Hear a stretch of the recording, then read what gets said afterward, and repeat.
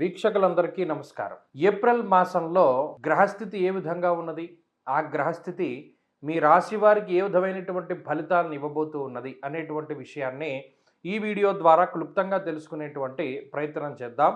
ముఖ్యంగా ఏప్రిల్ మాసంలో ఏ విధమైనటువంటి గ్రహస్థితి ఉండబోతూ ఉన్నది అంటే, ఈ మాసంలో గురుడు మిథున రాశి యందు సంచారం చేస్తారు, కేతువు సింహరాశి యందు సంచారం చేస్తారు, అలాగే కుంభరాశి యందు రాహు యొక్క సంచారం ఉంటుంది.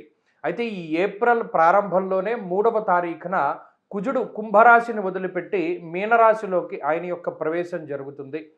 అలాగే ఈ మాసంలోనే బుధుడు 11వ తారీఖు నాడు ఆయన కుంభరాశిని వదిలిపెట్టి మీనరాశిలోకి ప్రవేశం చేస్తారు. అంటే కుజుడితో పాటుగా బుధుడు, అక్కడే శనేశ్వరుడు, రవి యొక్క సంచారం కూడా జరుగుతూ ఉన్నది. అంటే దాదాపుగా ఏప్రిల్ 15వ తారీఖు వరకు మరలా ఒక పంచగ్రహ కూటమి ఏర్పడుతుంది. చంద్రుడితోటి కలుపుకొని రవి, శని, అలాగే కుజుడు, బుధుడు, చంద్రుడు, ఈ 5 గ్రహాలతోటి మీనరాశి యందు పంచగ్రహ కూటమి ఏర్పడుతుంది. అలాగే 15వ తారీఖు ఏప్రిల్ నెలలో రవి మారిపోయి మేష సంక్రమణం చేస్తారు.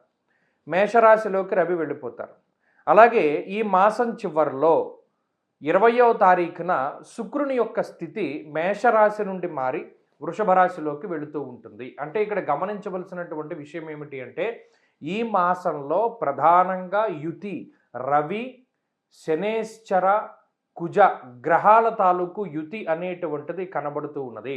రవి, కుజ, శనేశ్చరుల యొక్క యుతి అనేటువంటిది ప్రమాదకరము.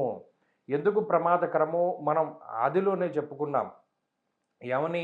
గురుని యొక్క సంచారం ఏకస్మిన్ వత్సరే జీవే రాశిత్రయం ఉపాగతే. 3 రాశుల్లో గురుడు సంచరిస్తూ ఉన్నారు. ఇది మంచిది కాదన్నాం. యుద్ధ వాతావరణము, యుద్ధ భీతి మొదలైనటువంటివి, పెట్రోల్కి సంబంధించిన ఇబ్బందులు, గ్యాస్కి సంబంధించినటువంటి ఇబ్బందులు ఇవన్నీ ఎదుర్కొంటూ ఉన్నారు. ఇప్పుడు ఈ శనేశ్వరుడు, కుజుడు, అలాగే రవిగ్రహాల యొక్క కలయిక వల్ల ఉష్ణ సంబంధమైనటువంటి సమస్యలు, కని విని ఎరుగని రీతిలో హీట్ వేవ్ అనేటువంటిది రావడానికి ఈ మాసంలో విపరీతంగా అవకాశం ఉంటుంది. రవికుజ శనేశ్వరుల యొక్క కలయిక విస్ఫోటనంగా చెప్తారు. అంటే అగ్నిపర్వతాలు బద్దలవ్వడానికి, రోళ్ళు రోకళ్ళు పగిలిపోయేటంత ఎండవేడిమి ఉండడానికి, అంత గరిష్టమైనటువంటి ఉష్ణోగ్రతలు రావడానికి ఎక్కువ అవకాశం ఉంటుంది.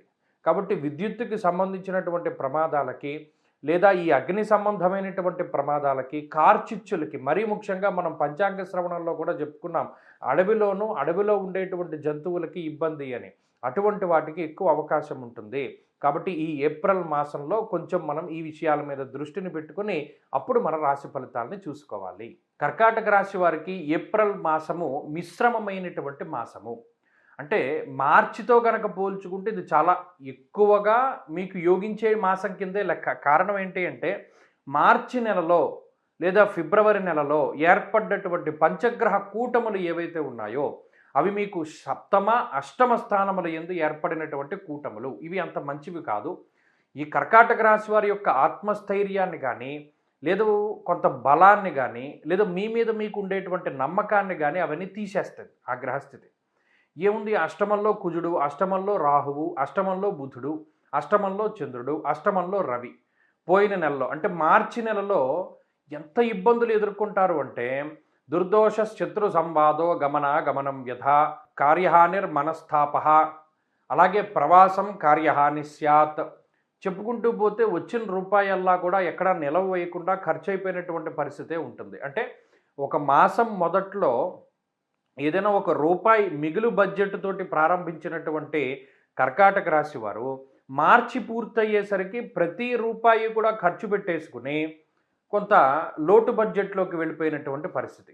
ఏమంటే ఈ ఖర్చు పెట్టిందల్లా కొన్ని గతంలో చేసిన అప్పుల కన్నా ఇంకోటి తీర్చడానికే ఖర్చు పెట్టి ఉండొచ్చు, కానీ అక్కడ నిలవలు లేవు కదా, ఖజానాలో మొత్తం ఖాళీ అయిపోయింది. అలాగే ఎంత మంచి చేసినా బంధువుల నుండి కానీ, లేదా మిత్రుల నుండి కానీ, లేదా కుటుంబ సభ్యుల నుండి కానీ సరైనటువంటి స్పందన లేదు. అంటే మీరు మెచ్చుకుంటారని కాదు, కనీసం వాళ్ళ దగ్గర నుండి సరైనటువంటి స్పందన లేదు. మీరింత కష్టపడ్డారు, మీరింత గొప్ప కార్యక్రమాన్ని చేశారు అనేటువంటి మాటలు కూడా వారి దగ్గరికి రాకపోవడం వల్ల వారి దగ్గర నుంచి కొంత మానసికమైనటువంటి ఇబ్బంది ఉంటుంది. అలాగే మీరు మార్చి నెలలో గమనించండి, ఎంత కష్టపడ్డారంటే అంత కష్టపడ్డారు. అంటే ఓవర్ టైం చేశారు, కొన్ని సందర్భాల్లో మీ పని కాకపోయినా మీరు చేశారు, అలాగే మీకు సంబంధం లేని విషయాల్లోకి మీరు వెళ్ళారు. దానివల్ల ఇతరుల చేత మాటలు పడ్డారు. మీ చేతిలో ఉన్న డబ్బు ఖర్చయింది. మీ చేతిలో ఉన్న సమయం ఖర్చయింది. మీకున్నటువంటి శక్తిని ఖర్చు పెట్టారు. శక్తికి మించి కష్టపడ్డటువంటి పరిస్థితులు మార్చి నెలలో కర్కాటక రాశి వారికి ఉన్నాయి. మరి ఈ మాసంలో అటువంటివేమీ ఉండవు. ఎందుకంటే అష్టమంలోంచి గ్రహాలన్నీ వెళ్ళిపోయాయి కాబట్టి. అష్టమ కుజుడు వెళ్ళిపోయారు. అష్టమ బుధుడు వెళ్ళిపోయారు. అష్టమంలో ఉండేటువంటి రవి వెళ్ళిపోయారు. కాబట్టి ఈ మాసంలో అన్నీ 9వ స్థానంలోకి వెళ్ళాయి గ్రహాలు. సరే ఈ మాసంలో యోగించేటువంటి గ్రహాలు అంటే ఏమీ లేవు మరలా.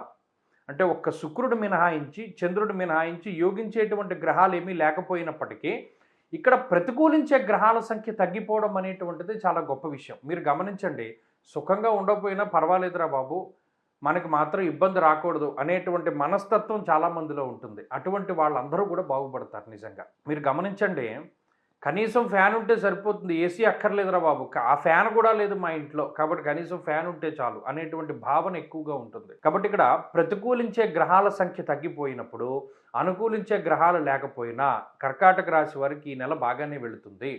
కారణం ఏంటి అంటే ఈ ఈ ఇబ్బంది తగ్గింది కాబట్టి. కాబట్టి ఆటోమేటిక్గా వీరు దాటగలుగుతారు. ఇక్కడ మీకు ఉద్యోగపరమైనటువంటి ఎదుగుదల, ఆర్థికపరమైనటువంటి ఖర్చు, అంటే ఏదైతే గత మాసంలో ఎదుర్కొన్నటువంటి ఖర్చు ఉందో అది ఈ మాసంలో ఉండదు. లేదా ఏదైనా మీరు ఖర్చు పెట్టినా మీకు కావలసినటువంటి నిత్యావసరాలకో, మీకు కావలసినటువంటి వాటికో ధనాన్ని ఖర్చు పెట్టుకుంటారు తప్పితే ఇతరత్రా ఏవి ఖర్చులు కనబడవు. కాబట్టి కర్కాటక రాశి వారికి కొంత మెరుగైనటువంటి గ్రహస్థితే కనబడుతూ ఉన్నది. ఆరోగ్యపరంగా, ఆర్థికంగా, సామాజికంగా, కుటుంబ పరంగా, సంతాన పరంగా, అన్నిటి పరంగా కూడా ఈ మాసం బాగుంటుంది. కాబట్టి వీరు ఈ మాసంలో మరింత అనుకూలమైనటువంటి ఫలితాలని సాధించాలి అంటే ఈ కర్కాటక రాశి వారు ప్రత్యేకించి అష్టమ రాహు యొక్క దోష నివారణ కోసమై అమ్మవారి యొక్క ఆరాధన ఎక్కువగా చేస్తూ ఉండడం చెప్పదగినటువంటి సూచన. వీలున్నంత వరకు ప్రతి ఆదివారం నాడు వచ్చేటువంటి రాహుకాల సమయంలో మినప్పప్పుతో చేసినటువంటి పదార్థాన్ని దానం చేస్తూ ఉండండి. అలాగే ఈ మాసంలో ఏదైనా ముఖ్యమైనటువంటి పని చేయవలసి వచ్చినప్పుడు అది శుక్రవారం రోజున కానీ, ఆదివారం రోజున కానీ చేస్తూ ఉండడం ద్వారా మంచి ఫలితాలు సంప్రాప్తమవుతాయి.